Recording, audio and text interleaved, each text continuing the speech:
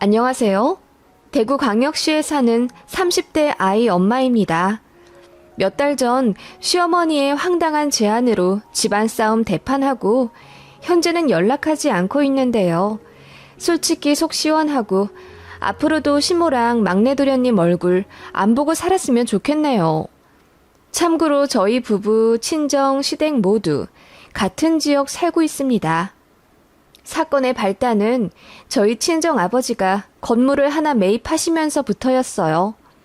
식품 서비스업 사업을 하시던 아버지는 사업체 매각 후 건물을 하나 사시겠다고 예전부터 누누이 말씀하셨습니다. 그러다 좋은 기회가 생겨 대출 좀 끼고 45억짜리 6층 건물을 사게 되셨죠. 저희 친정이 건물을 사셨다는 소식은 시댁에서도 잘 아셨습니다. 왜냐하면 시어머니가 관심을 많이 가지셔서 매매 단계 때부터 엄청 전화해 물어보셨거든요. 그러다 보니 저희 친정 매매 진행 과정 모두 시댁에서도 세세하게 알고 계셨죠. 사돈께서 매매하셨다지? 그런데 왜 하필 그 동네야? 복잡하고 시끄럽던데. 네? 옆이 번화가라 그렇죠, 어머님. 아무튼 축하드린다고 전해드려라. 이제 건물주 되셨네? 네, 감사합니다. 그런데 대출도 그렇고 복잡해 하시네요. 그래? 대출을 얼마나 하신 거야? 8억 좀 넘게 하셨어요. 세상에 8억? 그걸 어떻게 다 갚냐? 니들이 갚아드려야 하는 건 아니지? 어머님은 워낙에 금전적으로 보수적인 분이라 대출을 굉장히 싫어하세요. 대출 받으면 인생이 망한다고 생각하시는 분이라 카드도 안 쓰시고요. 이유가 다 있습니다. 아무튼 그런 분이니 건물 사는데 8억 대출 냈다고 하면 까무러치실 만도 하죠. 솔직히 45억짜리 건물 사는데 8억 대출이면 무난하거든요. 잘 모르시니 기겁하시는 건 둘째치고 그걸 저희가 갚아야 하냐며 대뜸 목소리부터 달라지시는 게 참 기분 별로더군요. 자기 막내 아들 생각은 못하나 싶고요. 이 부분은 뒤에 가서 말할게요. 그래서 대출은 상가 월세로 충분히 커버 가능하다. 손해볼 뿐 아니라고 설명을 해드렸습니다. 그래도 계속 대출을 받으실 거면 그냥 건물을 사지 마시지 하시며 혀를 끌끌 차시더군요. 원래 그랬어요. 저희 친정이 하는 일들 다 못마땅해 하시고 별로라는 식으로 후려치시거든요. 예를 들어 친정에서 새 아파트 분양받아 이사 갔다고 하시면 거기 옆에 재개발 지역 있는 곳 아니냐? 왜 그런 데로 가셨대? 거기 딱 봐도 후지드만. 라고 하시며 제 기분을 잡치게 하시질 않나. 친정에서 여행 가는 거 아시면 여행지 꼬치꼬치 물어보시고는 꼭 동남아는 치안이 별로라더라. 그런 데를 가셨어? 나라면 차라리 제주도로 가겠다. 제주도가 최고지. 이런 식으로 꼭 한마디 얹으시고 나중에 정작 제주도를 가셨다고 하면 제주도를 가셨다고? 그 돈으로 동남아를 가겠다. 뭐 하러 국내에서 비비적거려? 라고 모순적인 말을 많이 하셨어요. 그래서 제가 듣다 못해 어머님, 저번에는 동남아는 치안이 별로라고 하셨잖아요. 그래서 제주도 가겠다고 하시더니 정작 제주도 간다고 하시면 뭐하러 국내에서 비비적거리냐. 나라면 그 돈으로 동남아 가겠다 하셨죠? 어머님 왜 매번 그렇게 말씀하세요? 라고 따져 물었더니 얼굴 벌개지시며 아무 말도 못하신 적이 있어요. 남편도 그런 자기 엄마 되게 창피해하고 부끄러워합니다. 솔직히 말해 시댁은 가정사도 복잡하고 돈도 거의 없어서 남편 형제들이 십시일반 돈 모아 시부모님 매달 용돈을 드려야 합니다. 말이 용돈이지 생활비고요. 아마 앞으로 노후도 다 자식들이 챙겨야 할 거예요. 그래도 사남매라 부담이 덜해 다행이지요. 막내 도련님 때문에 걱정이지만요. 결혼하기 전엔 이 정도일 줄은 몰랐어요. 시아버지가 공무원 연금 받으신다고 했거든요. 그런데 막내 도련님이 20대 초반에 돈 사고를 쳐서 그거 갚으려고 아파트를 팔았고 대출 받아 지금 시댁 아파트에 전세로 들어오신 거더라고요. 그리고 아직도 도련님 빚을 시부모님이 갚아주고 계세요. 그래서 돈이 없으십니다. 시댁에서 심지어 그걸 다른 자식들한테도 숨기셨어요. 저 결혼하고 1년 뒤인가? 아주버님이 서류 때다 알게 되었고 그때 완전 난리 났었습니다. 나중에 알았다 한들 이미 애는 낳은 상황이고 결혼을 물을 수도 없는 노릇이잖아요. 솔직히 말해 남편 다른 형제들은 다 이제 앞가림 잘하고 밥벌이도 잘해요. 아주버님은 약사시고 시누는 대학병원 간호사고요. 제 남편도 청 다녀요. 막내 도련님만 어릴 때부터 그렇게 자잘한 사고를 많이 치고 다니더니 결국 대학도 안 간다 하고 팽팽 놀았다더군요. 그냥 놀기만 하면 되는데 허세가 심해 없는 돈 끌어모아 외제차도 사고 오토바이도 사서 끌고 다니고 그러더래요. 첫 번째 산 외제차도 사실 도련님이 시어머니 명의로 돈 빌려서 산 건데 사고 나서 폐차시킨 거라고 하더라고요. 근데 보험도 안 들어서 보상도 못 받고 그냥 그 돈 전부 날렸습니다. 그러면 반성을 해야 하잖아요. 차 없어서 불편하다고 사채 끌어다 써서 벤츠를 하나 또 산 거죠. 그게 문제가 되어서 이자가 눈덩이처럼 불어났고 설상가상으로 그 차 몰다가 인명사고도 냈다네요. 합의금으로 1억 가까이 물어주었다고 합니다. 그 여파로 시부모님은 집도 팔고 대출 잔뜩 끌어 전세살이 하게 되신 거고요. 시댁 그리고 도련님 생각하면 한숨이 절로 나올 정도로 아득하고 시어머니가 왜 대출을 그렇게 싫어하는지 짐작은 갑니다. 그리고 돈에 쫓겨 아둥바둥하는 시댁에 비해 안정적이고 잘 사는 제 친정이 부러우면서도 고가우실 테죠. 그래서 제 친정 얘기 시댁에 하고 싶진 않습니다만 자식들 사돈 중에 저희 집을 제일 궁금해하세요. 아주 끈질기게 물어보시기 때문에 매번 모른다고 일관하기도 그렇고 시아버지는 별말 안 하시는 편인데 시어머니는 매번 저러셔서 솔직히 제가 별로 좋아하지 않습니다. 집이 잘 못 살아도 인품이 좋으면 제가 딸을 만두한데 그러고 싶은 분이 절대 아니지요. 아무튼 친정에서 건물을 사셨다고 했잖아요. 시어머니가 그 건물을 몇 번 가보셨댔나 봐요. 내가 장산동에 볼 일이 있어 갔다가 사돈께서 사셨다는 건물을 보고 왔어. 보니까 입구 공사를 하더라. 네, 이번에 안전 허가 받는 것 때문에 매매하고 공사하시기로 계약이 되어 있으시대요. 1층에 있는 고깃집은 낮에도 사람이 많더라. 밤에는 더 많고. 아, 어머님, 거기 많이 가보셨어요? 어머님 그 동네 시끄럽고 정신없다고 싫어하시잖아요. 응? 아, 그냥 지나가다 몇 번 본 거지. 아무튼 그 1층 고깃집은 계약이 언제까지 되어 있는 거래? 저야 모르죠. 그런 것까지는 세세하게 몰라요. 친정에 한번 물어봐. 1층은 고깃집이고 2층은 카페랬지? 차라리 1층, 2층 터서 고깃집 크게 하거나 카페 탁 트이게 만들어 놓으면 더 좋을 것 같던데. 네? 아, 뭐 아버지가 알아서 하시겠죠. 저는 잘 몰라요. 물어나 보래도 고깃집이라도 계약 기간이 언제인지. 어머님, 그건 왜 자꾸 물어보세요? 아니, 그냥. 어머님은 이상하게 저희 아버지 건물 1층 상가에 관심이 많으셨어요. 그 1층에 있는 고깃집은 벌써 5년도 더 된 가게이고요. 단골도 많고 맛있다고 소문난 맛집이라 인기가 많아요. 낮에도 정식 먹으러 오는 손님들이 많으시고요. 그런데 거길 왜 그렇게 관심을 두는지 처음엔 몰랐는데 나중에 알게 되었습니다. 바로 시동생. 그 사고 주구장창 친다는 애물단지 막내 도련님 때문이라는 걸요. 도련님이 반백수 상태입니다. 빚 갚는다고 취직을 하긴 했는데 매번 적성에 안 맞고 힘들다는 이유로 3개월 이상 버틴 적이 없었고 그나마 오토바이를 잘 탄다는 걸 이용해서 배달 알바하고 있어요. 그거라도 부지런하게 하면 돈도 많이 모은다던데 시동생은 하루에 2-3건 정도 하고 힘들다며 집에 와버리거나 친구 만나러 갑니다. 그러다 보니 한 달에 100만 원은 고사하고 70에서 80만 원 벌어오는 게 다일 뿐더러 그 돈 벌어 다 써버립니다. 미혼 도련님이라 독립 안 하고 집에서 시부모님이랑 같이 살고 있는데 생활비도 한 푼 안 준다 하더라고요. 그래서 결과적으로 시아주버님이랑 신우 그리고 저희가 시댁에 다달이 주는 돈으로 시부모님뿐만 아니라 도련님까지 부양해 주는 거예요.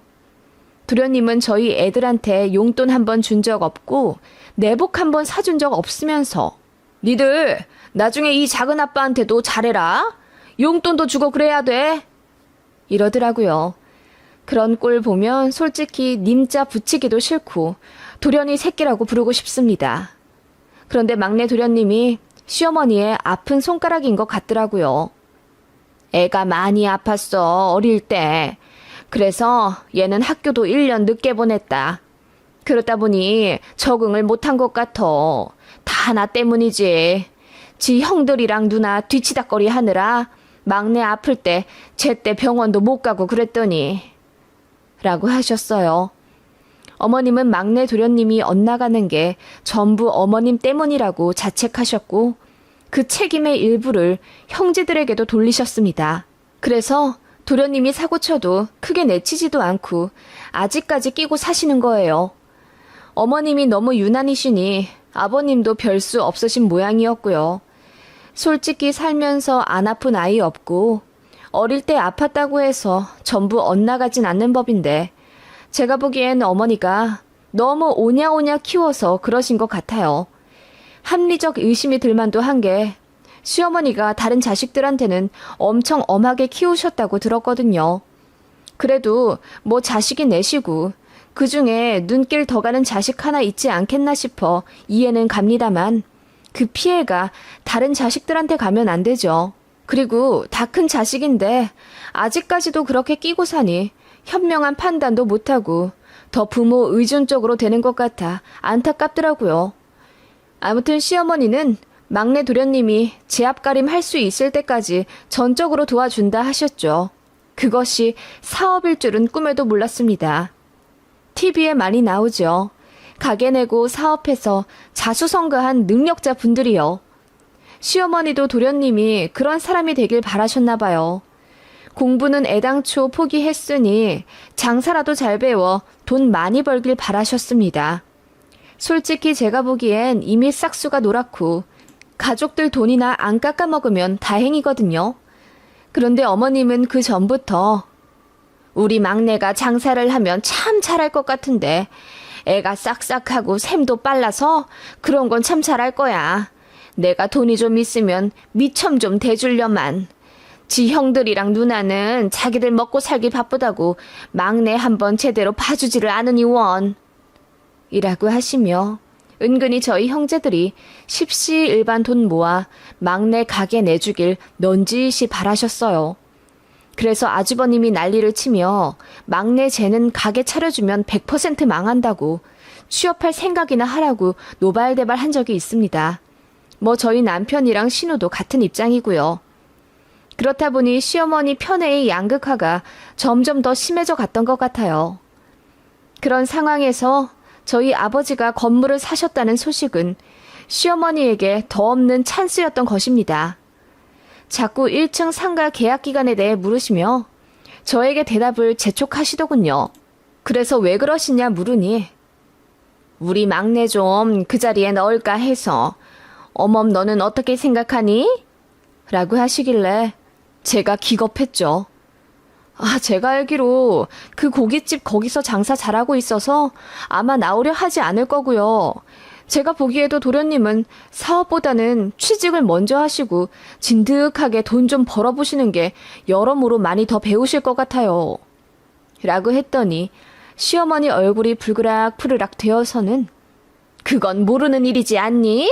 사람 인생 어떻게 될지 모르고 앞날 어떻게 흘러갈지 모르는데 취직을 해서 잘 됐으면 벌써 했겠지.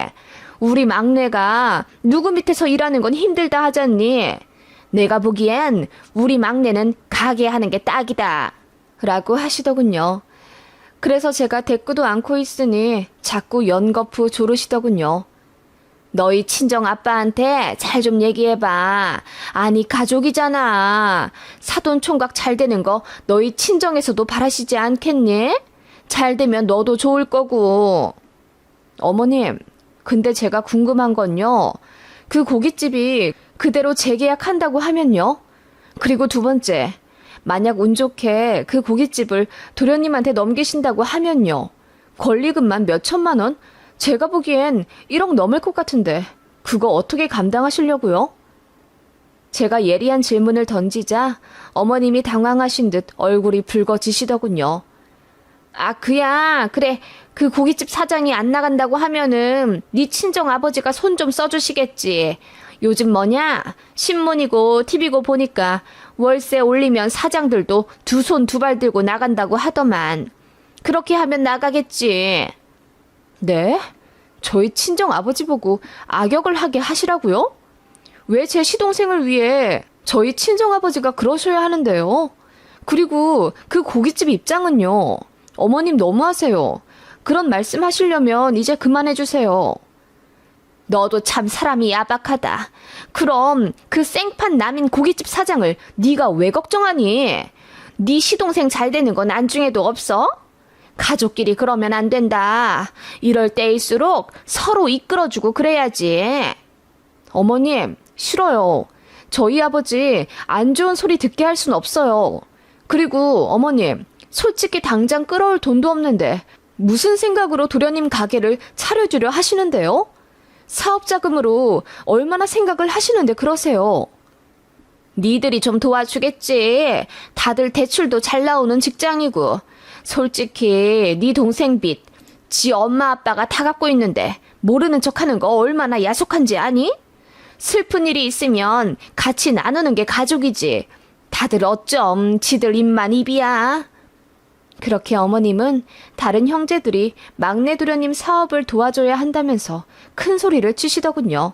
그래서 제가 도련님 사업을 한다고 해서 다른 형제들이 도와준다고 하더라도 우리 부부는 더 이상 도와줄 생각도 없고 여유도 없다. 그런 계획이 있으시면 우리는 빼주라. 언성 높여 말씀드렸더니 뭐라 구시렁구시렁 거리시더군요. 어이가 없더라고요. 막내 도련님 감싸주다가 온 가족 다 파산하겠어요. 어머님부터 정신을 못 차리시니 막내 아들도 똑같이 정신 못 차리고 사는 것 같아 안타까우면서도 겁이 나더라고요. 그러다가 시어머니가 안 되겠다 싶으셨는지 저희 친정 아빠한테까지 전화를 거셨더라고요. 1층 상가 계약건에 대해 묻는다 하시며 자세히 알아보셨더라고요. 어머님이 궁금하신 고깃집은 내년에 재계약할 거고 임대료도 동일하게 갈 거라고 했더니 시어머니가 넌지시 시동생 이야기를 꺼내셨나 보더라고요. 그런데 저희 아버지도 굉장히 그런 면에 단호하십니다. 그래서 이렇게 말씀하셨나 봐요. 사부인, 그 고깃집이 잘 돼서 그 옆 편의점도 잘 되는 거고 우리 2층 카페도 잘 되는 겁니다. 고깃집 무리하게 빼고 싶은 생각도 없고 임차인들 권리 보장해주면서 이 일 하고 싶습니다.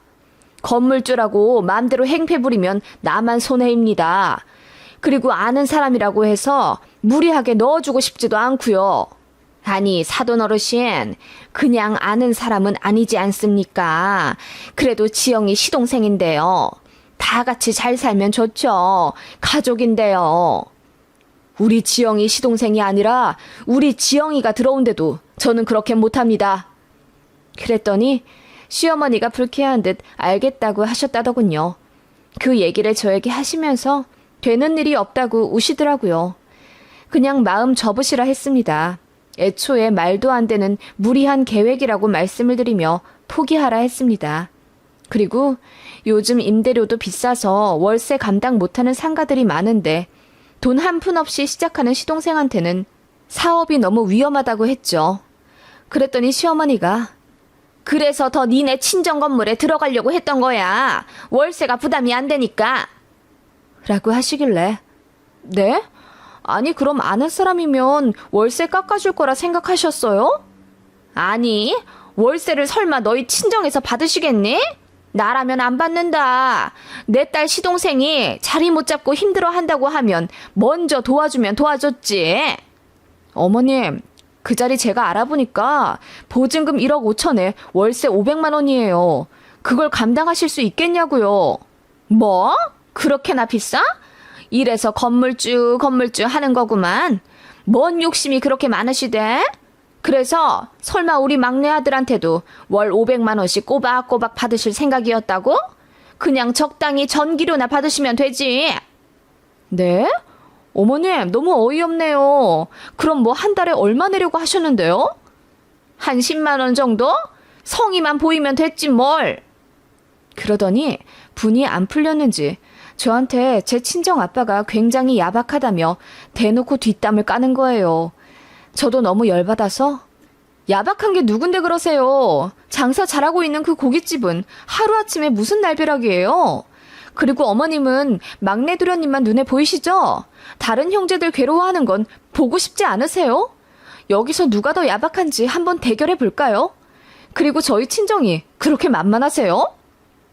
라고 저도 참다 못해 내질렀더니 저더러 지 아빠랑 똑같다는 거예요. 똑같이 피도 눈물도 없어서 가족 챙길 줄 모른다고요. 그래서 진짜 대판 싸웠습니다. 시어머니랑 삿대질 하면서 고래고래 소리 질렀고 시아버지도 그만하시라며 정말 애걸복걸 하시더군요.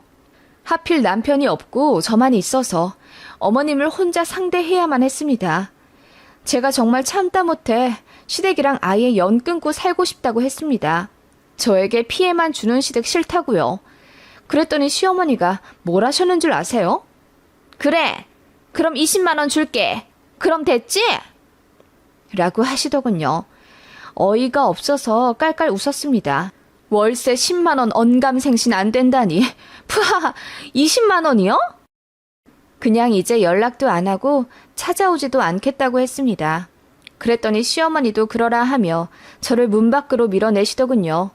남편한테 자초지종 다 이야기했더니 기가 막히다면서 저한테 미안하다고 앞으로 저더러 시댁 갈 일 없을 거라고 하더군요.